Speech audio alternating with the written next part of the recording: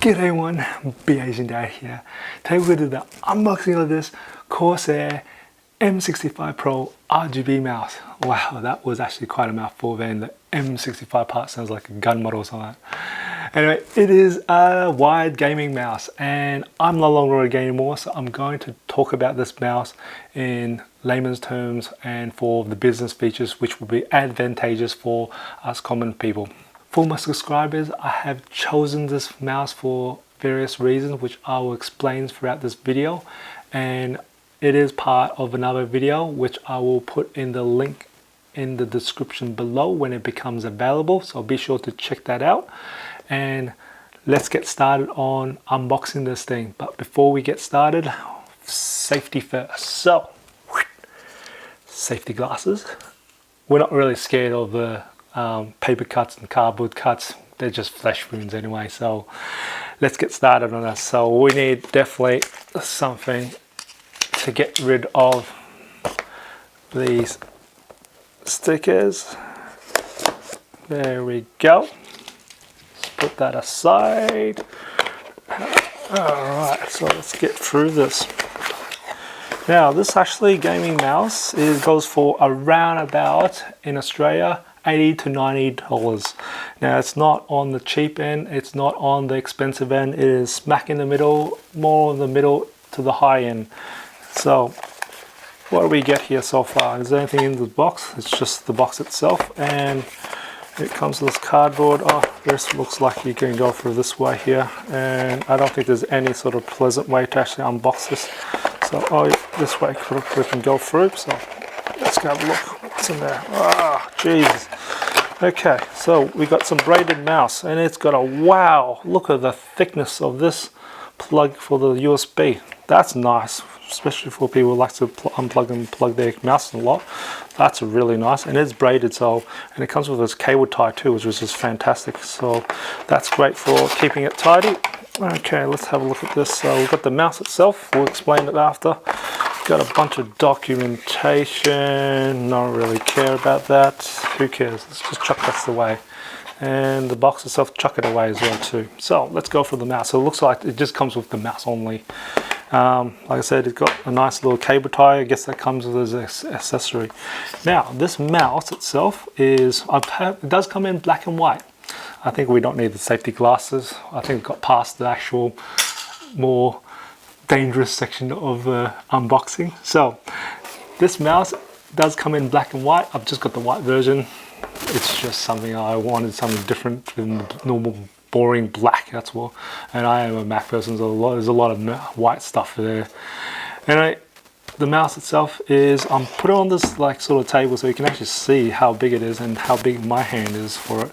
So of course each little box is 1 centimeters. So the mouse itself, you got there, it goes for, it's around about 115 grams. I don't think that makes any sense to anyone. You just got to feel it as you can. It's pretty normal in itself. And we've got actually 3 screws here. What they are actually weights. You can actually take them off. I'm going to use one of these. You can actually take them off just to make it lighter. So you can actually change this. Yeah, come on. There we go. You can actually take these off. It has been very difficult, isn't it? Hey, I'm just getting a screwdriver here. There we go. Here's the easy way. Screwdriver. Okay, so you can actually take these weights off. And I think these weights are around about 6.5 grams. You can even make it lighter or not if you like it. That's alright. Alright, it's got these nice little 5 glide things. Truthfully, in gliding wise, it really doesn't matter. As long as you put it in a mouse mat, just put it on a mouse mat. You can use it on a table. Oh, I've just got another one out. Oh, there's a weight itself, so you can actually put the screw back in itself so you can actually make it all even. I'll do it later anyway. So as long as you've got a mouse mat, it makes everything glide very well. If you don't have a mouse mat, you're doing on table, you're just going to kill any sort of mouse very quickly for these glide things anyway. So always put a mouse mat, buy a nice one. Even a $7 will do fine anyway. Usually get it for around about $23 sort of mouse mats like the razors and stuff like that. I forgot to mention, this mouse is not for Macs. Don't buy it for Mac, it's useless. You can use it as a normal mouse, but all the features of why these gaming devices, which is why I chose this one, is for the software. So we can customize the buttons on this, which is very useful, which I'll go through in a later video. But they do not work in Mac software. They don't have Mac support. The only mouse that actually has Mac support is Razer. So if you're on Apple, get a Razer mouse. There's no questions asked about Razer. So this mouse has a few, so you got normal left and right click. Now suppose there's actually 8 buttons here, so let's start counting them up. You got 1, 2, there's a back and forth, so it's 3, 4, and you got this weird sniper button. It's really to slow mode things. Slow mode is not really used for us normal business stores type. Sometimes you may find an application that might be useful, for example Photoshop, where you're actually doing tracing and you need to slow down the mouse so it can become more accurate in doing tracing stuff. So that's really good to use that. That's one feature. If you know other ideas besides gaming, that this sniper button to slow down, dramatically slow down the actual sensitivity to move around, please comment below. I'd love to hear what they would be. So now there's the up and down buttons on this. Now the up and down button is for sensitivity level, so it can change the polling rate. It makes no sense in saying what polling rate is, but basically it's how fast the mouse will move on your screen. It's got 4 settings there, so you got turtle speed, slow, you got normal speed, and then you got a little bit faster than normal speed, and then you got hyper speed. So you have to press until you work it out self out. Most decent mouses have that anyway, so you use about 2 to 3 settings. This one's got 4 settings anyway. So now on the other side, there's no other actual sort of button there. It's actually got quite a very rough plastic feel, which I didn't expect for the side, so I guess it's for very good things. Now it does come with light colors. I might throw it on the computer so you can, but basically for us business people, we don't really care about the colors, so we'll just turn it off in the software. You can change a whole bunch of colors. It's RGB in a way, so you find there's a lot of different colors. For the gamers, it's fantastic in that sort of sense. For us business, that's just a distraction really.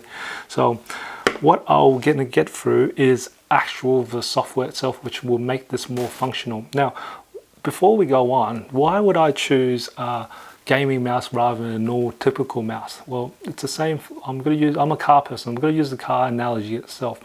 Why would I buy a sports car or luxury model or a supercar when I can just get your half small or decent car itself? Now, the reason why is because first, it is stylish. Second, there are actually features on gaming mouses. Why wouldn't you look at the most top ones and then bring down the technology down for your normal use? So for example, in a car, cruise control, this thing actually had the reason why for this is because you can do macros. The reason why I did choose the Corsair for macros, and that is very good for business sense where you do a lot of repetitive works or special function keys like going Control Shift 5. And that's one thing for Photoshop, which is really annoying. And you can actually macro that. We'll create a button, just one for the thing which you constantly use. So you can actually allocate one of these buttons to that, which is fantastic for repetitive tasks, which actually speeds up your work rather than this really annoying keyboard. Just get a mouse that if you can get a programmable mouse, it's fantastic. So now another programmable mouse I know is like Razers are very good for that. They can do macros on some of them, and Logitech not so good. Stills, I haven't actually reviewed one yet, so maybe later on. So if someone can actually comment below other brands of mouses that can do macros and programming. Some are very basic. Your normal typical Dell, HP ones, they can't do anything. They're just Windows based anyway, so they don't have any sort of software. Microsoft do have a bit of in their set point softwares, but they're still very basic in that sort of sense itself. So unless you can tell me, it is pretty quite advanced. But from my experience from the set point for Microsoft, it's pretty basic itself. So that's also a reason why you go with a gaming mouse. It's just nice, and so you can actually do the customization itself, so you can actually make speed for the time you gain with the price you pay. RGB lighting effect at the moment. I've got it on rainbow wave, so you can actually kind of see. So it's got one at the back here, and you've got some at the front here. You can change the colors, but I would normally just turn this off. So it's a bit of a distraction for myself. Let's look at the software. So it's called iCube. It's very easy to install. Just click next all the way through the wizard and it will just reboot the computer. So once you're in software, you actually see it's got a lot of stuff you can customize and change, but I'm only going to point out a few more important things for us. So first one is lighting effects, and this is where you can change the color of these lights on this mouse itself. So it's by default set to rainbow. You have a whole bunch of things you can do, pulsing, rains, waves and stuff like that. But to turn it all off, easy way to go and click on solid, it automatically goes to gray, and pretty much you'll see it will turn off all those colors off. Fantastic. It's more business-like itself, so you don't attract more attention sometimes with the lights, but you can if you want. If you are one of those people who enjoy the lights, please comment below. I'd like to hear what lighting effect you actually like out of this. Alright, next part is actions. So in actions, we're going to add a new action here. So then you can actually select which buttons. You can customize all these 8 buttons to something else. I'm going to go to sniper button because that's not really used much, and I'm going to create a macro. So here is what makes it unique in a lot of other gaming mouses. This one has macro. There's only a few out there that other brands that can do this. But you can do other stuff as like launch applications, change modifiers, timers, profile switching, disable it, or medias and stuff like that. But I'm all keystrokes and mouse buttons, but I'm actually going to use macros. What macros is going to be good for is we can actually record certain keystrokes and timing those keystrokes. So I'm going to add a new one. So actually what all you need to do is just click on record macro. I'm going to go Control T. As you can see, that's now recorded. Click on stop recording. Now it's assigned what I just did there to this sniper button. So what I did Control T was for is just using example as a browser. So Control T creates a new tab. So if I'm going to press the sniper key now, and there you go, it creates a new browser. Very easy. So more advanced functions is they can actually use for business. So like things like Mail would use special keys.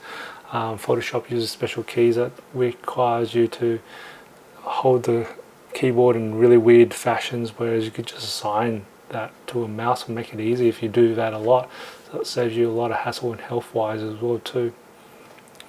But yes, the next thing is you can actually click on profiles. In profiles you can create a new profile, and you can actually assign certain things like lighting and button changes and you can link it to actually a program for this profile. It's pretty cool in that sort of sense, so it's pretty nice. DPI is where you can just change the sensitivity for all these things.